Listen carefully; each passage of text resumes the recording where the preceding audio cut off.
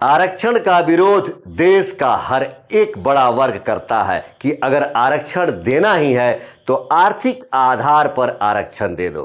हुजूर, जब आरक्षण की व्यवस्था बनी तब आज की आर्थिक असमानता से बड़ी असमानता जाति की थी। आज देश 5 ट्रिलियन की अर्थव्यवस्था की ओर बढ़ रहा है, लेकिन मनरेगा का एक मजदूर ही है। एक दुकान भी नहीं खोल पाया वह मनरेगा का मजदूर। हम देश की असमानता बता रहे हैं, न कि अर्थव्यवस्था। ठीक वैसे ही देश में जातीय असमानता है।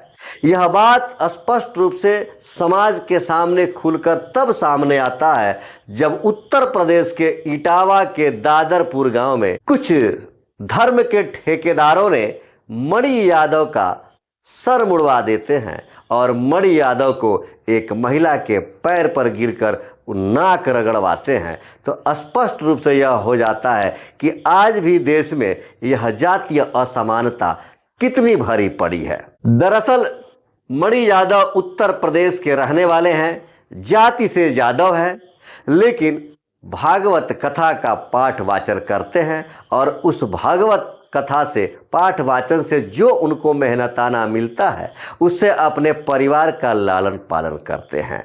लेकिन मणि यादव का यह भागवत कथा कहना कुछ धर्म के ठेकेदारों को नागवार गुजरा और उन्होंने यह कह दिया कि एक यादव की इतनी हिम्मत कैसे हो गई कि वह धार्मिक अनुष्ठान करे, कथा वाचना करे और अपने को एक बड़ा समाज का धार्मिक व्यक्ति साबित कर सके। क्या भगवान की भक्ति के लिए जाति जरूरी है? क्या भगवान ने यह स्पष्ट किया है कि भगवान की भक्ति और भगवान की कथा वाचना यादव नहीं कर सकता, दलित नहीं कर सकता, या कुछ खास जाति के लोग ही भगवान की भक्ति और कथा वाचना कर सकते हैं? आखिर इस तरह की अधिकार समाज में ऐसे लोगों को किसने दिया? क्या आज देश लोकतांत्रिक हिसाब से चलता है या राजतांत्रिक हिसाब से चलता है? क्या हमारा देश संविधान को मानता है, जहां संविधान हमारे देश में समानता का अधिकार देता है और जातिगत भेदभाव नहीं करता है? हमारा संविधान धर्म के आधार पर भी भेदभाव नहीं करता है और हमें अपने अनुसार धर्म मानने और पालन करने की इजाजत देता है भारतीय संविधान।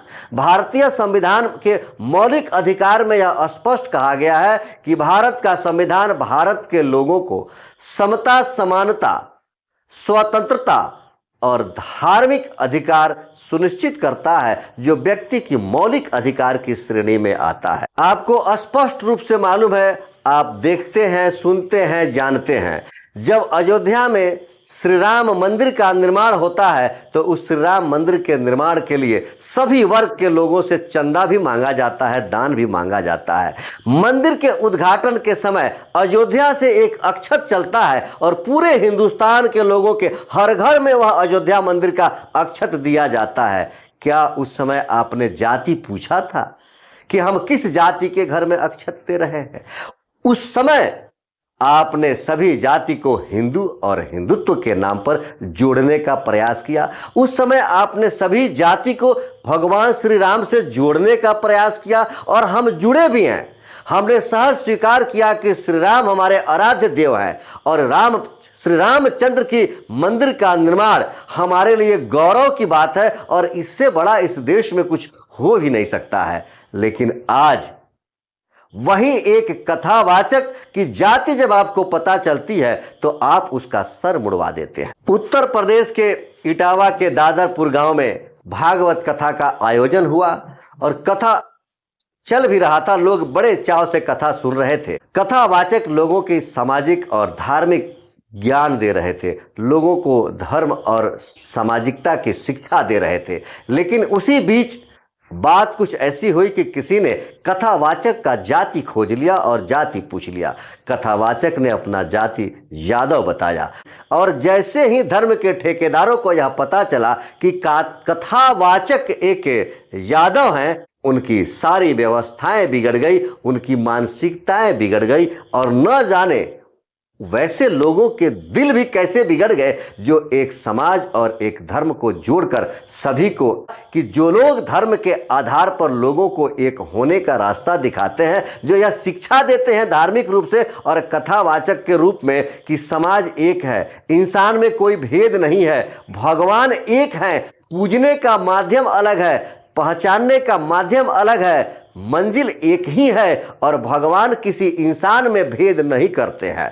भगवान के लिए सभी लोग एक समान ही होते हैं, सभी जीव एक समान ही होते हैं। इस तरह की शिक्षा सबको दी जाती है और जो तथाकथित धर्म के ठेकेदार उस मणि यादव को सिर्फ इसलिए सर किया और पेशाब का छिड़काव करा दिया, यजमान जो महिला थी उनके पैरों में नाक रगड़वा दिया कि वह एक ही यादव है। आप भूल गए कि भगवान श्री रामचंद्र सबरी के जूठे बेर खाए थे। आप भूल गए कि भगवान श्री कृष्ण सुदामा के मित्र थे। हालांकि वह दौर अलग था। उस समय समाज की परिभाषा, भगवान और भक्त की परिभाषा बैंक बैलेंस के हिसाब से नहीं देखा जाता था। दरअसल यह मणि यादव और उनके साथियों का बाल नहीं मुड़वाया गया, यह समाज की बुजदिली का परिचय दिया गया। ये समाज के वैसे लोग हैं जिनकी हिम्मत और हौसला नहीं होती है कि वह किसी का विरोध कर सके। वह अपने मन की भड़ास और खुंदस और अपनी असामाजिक प्रवृत्ति का परिचय देते हैं ऐसे सहनशील लोगों के साथ। ऐसे लोगों के पास वो हिम्मत है कि वह राम किशन यादव का बाल मुड़वा सके। क्या ऐसे लोगों के पास उतनी हिम्मत है कि वह राम किशन यादव का विरोध कर सके? वो भी तो कथावाचक है, वो भी कथा कहते हैं, प्रवचन करते हैं, अनुलोम विलोम करते हैं और न जाने क्या क्या आपके साथ बेच देते हैं। कितने बड़े व्यवसायी हो गए। आप तो समझ ही गए होंगे कि राम किशन यादव कौन है। राम किशन यादव इस समय भारत का एक बहुत बड़ा व्यापारी हैं, जिनका व्यापार सिर्फ भारत में नहीं विदेशों में भी होता है। और भारत के ही नहीं विदेशों के भी बड़े बड़े लोग, नेता, मंत्री, संतरी, बाहुबली, उद्योगपति, कौन उनके सामान को नहीं खरीदता है और उनकी बातों का अनुसरण नहीं करता है। दरअसल ये राम किशन यादव बाबा रामदेव के नाम से जाने जाते हैं आज के समय में। इस समाज के लोग राम किशन यादव को तो बाबा रामदेव मानने के लिए तैयार हो गए, लेकिन मणि यादव, मुकुट मणि को एक कथावाचक मानने के लिए तैयार नहीं हुए, क्योंकि इन दोनों के बैंक बैलेंस में, अकाउंट में जो शून्य होता है, उस शून्य का फासला बहुत बड़ा है। शायद इसीलिए समाज के धर्म के ठेकेदारों ने मणि यादव कथावाचक के साथ इस तरह का दुर्व्यवहार किया और उस कथावाचक के और व्यवसायी राम किशन यादव को अपने सर माथे पर चढ़ा कर रखते हैं। वैसे हमारे समाज के लोगों ने इटावा दादरपुर के गांव में जो मणि यादव के साथ व्यवहार किया है, उस व्यवहार पर आपका क्या विचार है? आप क्या कुछ कहना चाहेंगे? आप अपना विचार कमेंट करके जरूर बताएं। देखते रहे चंपारण मिरर। धन्यवाद।